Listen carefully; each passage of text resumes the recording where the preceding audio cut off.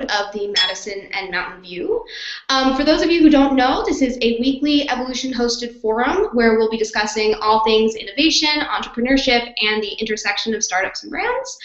I am here with Joseph Jaffe, co-founder and CEO of Evolution, and we're going to be discussing a recent TechCrunch piece called "Corporate Accelerators Are an Oxymoron." If you haven't read it, it is right here. So without further ado, Joe, over to you. So great. I thought what I would do also is just kind of set up what this is, the Madison and Mountain View, and you know, for those of you that know Evolution, myself and Gina, and Gina looks like she's just joined us as well. Good morning, Gina. Morning. We started the company about 2.5 years ago, and Madison and Mountain View actually is the positioning, so the intersection of marketing and tech, the intersection of big brands working with small startups. Obviously, brands advertising lives on Madison Avenue, thanks to Don Draper, and Mountain View, you know, Sunnyvale, Westside, but really representing Silicon Valley. And so we called this the Madison and Mountain View, a viewpoint. The actual idea behind this little gathering, if you will, came from my previous company, Crayon. We actually had our office in Second Life, and so we operated truly virtually. And I think it was every Tuesday morning at 9 a.m., hence Tuesday at 9 a.m., we did something called Coffee with Crayon. And so people would kind of beam into in-world or into our island of Crayonville, and for 15 minutes once a week we would talk about all things, so conversational marketing, whatever you wanted to call it. And the idea really was just to get people, industry people together, people that really cared about a subject, just to talk about whatever is on their mind. So, you know, we have a topic to discuss today. This is our first gathering. We have intentionally, this is as stealth as you probably could get. So right now, you know, the only people that should be on this are, in fact, Evolution. But once we actually start to publicize it, you're going to be able to participate a variety of ways. So one way is to actually join this conversation. We will only, once we hit 10 people, which is the maximum for Google Hangouts, we'll actually only start to give away this URL to either first come, first serve type of people, or people that actually have a speaking role, maybe someone who wants to actually talk about what's on their mind. So they'll be able to raise their hands and contact us before and say, hey, I'd like to talk about something that's on my mind, or an article, or something that I'm passionate about. And for the rest of the people, they'll be able to actually watch this this view, or this little gathering, this little virtual water cooler. We are live streaming through YouTube, and they'll be able to ask questions through Twitter, etc. So that's really the essence in a nutshell. Once a week, just getting together and talking about what's on our mind, something we're passionate about. I'll talk about my media post articles. I write 2 of them a month. But we really don't want it to be too formal or too rigid. Now, we'll be formal and rigid in terms of we'll have an agenda. Like Liz put up an article, and as you can see, we're not even talking about it yet. We want it to be just an informal conversation. For me, this is the equivalent if we all worked for the same company, which thankfully we don't, because, you know, I don't like working for big companies. But if we all were part of the same company, maybe we would meet around the water cooler. Of course, we'd be doing that, because who does that anymore? You just buy bottled water. But the goal is, you know, if we were at a conference, maybe we'd get together and just talk about whatever is on our mind, and that's the essence of it is about. Is it a show? I don't know. I don't even know if it's a show. So for the first you know, week, I keep on wanting to refer to it as an episode, but it really isn't. Liz, can you? So this is a dry run for us. So we're testing, we're QAing. So it may not work. There it is. So this is an article that was in TechCrunch called "Corporate Accelerators Are an Oxymoron." Now, I, by the way, love oxymorons. For example, social media is an oxymoron. I think direct marketing is an oxymoron. Also, the idea of owned media is an oxymoron, because do you really, if it's media, then you don't own it at all, do you? You're just renting it. So the gist of this article, and I went and I read it, and you could be reading it on screen right now, actually referred to some of these corporate accelerators as corporate welfare programs, which obviously is a little bit kind of snarky.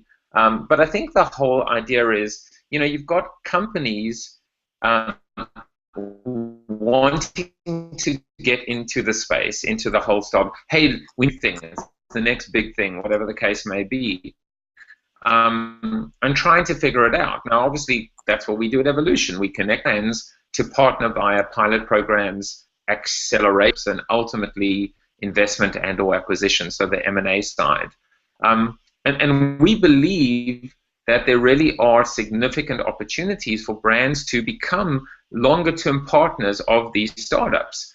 But I don't know that any brands are really doing it right, or at least doing it maybe as well as they could be. And I think part of that comes down to, and this article certainly touches on this being a win-win relationship. It really has to be an equal partnership. This isn't about corporate bullies or big brands suffocating, or perverting a startup's vision or an entrepreneur's vision. For the most part, I think when people talk about that, when brands say, "Oh, we don't want to get involved because we don't want to suffocate their vision," I don't think they get it. Because startups are quite hungry to get brands to actually help guide them and teach them and say, you know what, actually what you're building for us, that's not really very compelling to us. This is what is. Gina and I often talk about Twitter. In the early days of Twitter, how easy would it have been just to have asked, hey, when were you born?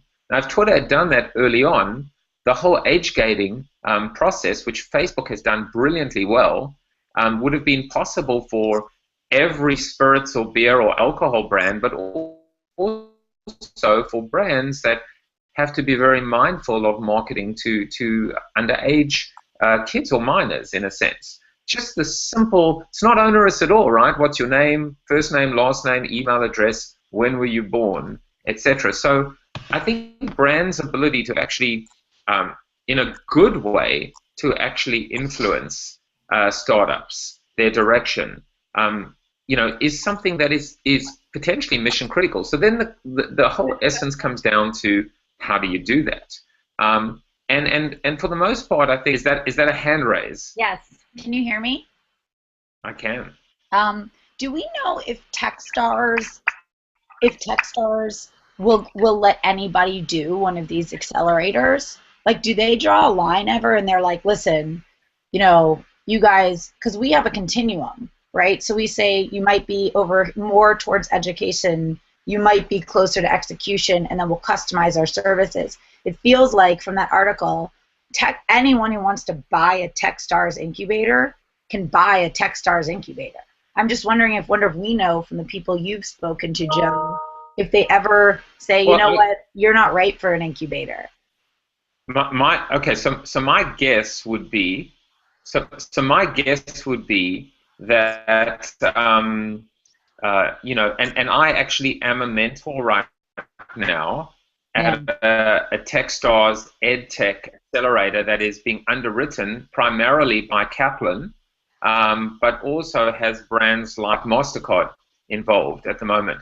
My guess would be, and this is just an educated guess, is that Techstars are not for sale for the, to the highest bidder. Like, I think they absolutely would have quality control in terms of what it would take to be a part of the program. And actually, you bring up a good point, because this article actually talks about, first of all, there are two elements, right? There's one is, what is the element of the accelerator program? There's cash, there's mentoring, there's networking.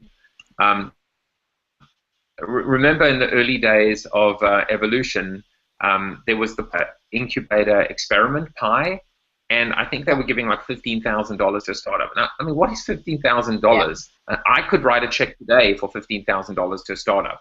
I'm not Coca-Cola, I'm not Target, I'm not Nike, I'm not the city of Portland, in a sense. 15,000 is, it's so paltry that you would expect more money to be able to put down on the table. So I think the essence is, what are the real value adds and the elements, the ingredients? If this is a recipe, what are the ingredients? And obviously, you put in too much flour or too little eggs or too much sugar, and like crap. The other thing is, and the article talks about either like wide accelerators, like representing multiple brands, or accelerators representing specific skill sets or verticals like CPG. So I think the example is, what's the Cincinnati one? Is it the Brandery? Yeah, or that's the one the bakeries in England, the branderies in Cincinnati. Brandery is being a best in class because they're very influenced by P&G. Yeah. But for the most part, it's a big CPG focus in a sense. And so, I think the thing is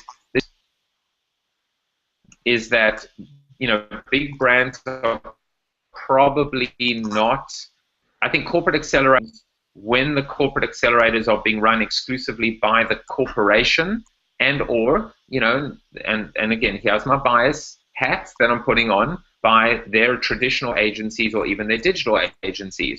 Our point of view would be that corporate accelerators or initiatives should be run either by partners like Techstars or through companies like us, because that's what we do. We are the bridge between Madison Avenue and Mountain View. And that's our point of view. Now, by the way, it's 9:12, so now I'm going to use this as a segue to wrap up.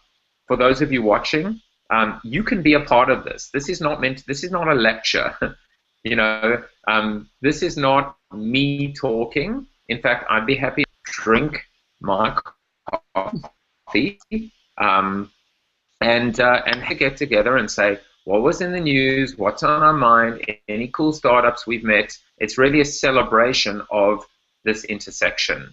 So if you're watching the streaming right now live, which you wouldn't be because we haven't told anyone how to yet, you'd be able to tweet, and we'd pick up the tweets and make sure your questions or your points were asked. You could, of course, watch it archived, which is the whole beauty of content creation today. And then if you're on the actual hangout, of course, you can interrupt and you can participate and actually take the conversation in any direction you want. So, I think that's really all I've got to say, except for read this article, by the way. We'll provide a link and put it in the comments section of the archive video. One thing that I really did like, it was very interesting to me, by the way, that, they talk about that one of the big essence of design customers is that, corporate sponsors must become early customers. In other words, there are some of these accelerated initiatives where the actual corporate sponsor doesn't become an early customer. And I find that insane. How on earth can you be a corporate sponsor of an accelerated initiative and not actually put your money where your mouth is and be an early customer and a case study, a proof of concept, a white knight for the startup? The fact that even has to be written in the article, I found to be absurd. For us, can you imagine us, being a part of an accelerated initiative and not, and having the brand go, yeah, we're just going to wait and see how they turn out. It's like, no, you need to make sure that they turn out okay. You know what I mean? Yeah. Anyway, so all right, so it's almost 9:15. So Liz, you can have the last word. Anything you want to do in terms of URLs or sign-offs or? No, I will send out the URL to this link. If you haven't read this article yet, we really encourage that you do. And I will also post the article for next week soon. So keep on top of our Twitter and Facebook accounts. And of course, next week, 9 a.m., we're going to do it. We're going to do it every single Tuesday. If I can be a part of it, I will. If I can't, Gina will. If Gina can't, someone else will at Evolution. And ultimately, we love guest hosts and people to come and moderate. It doesn't always have to be us. And we will start to publicize all the different URLs. Obviously, the weekly URL will be dependent, the actual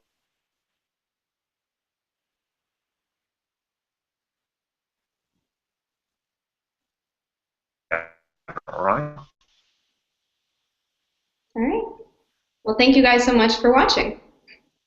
I don't know if she heard me. Bye, guys.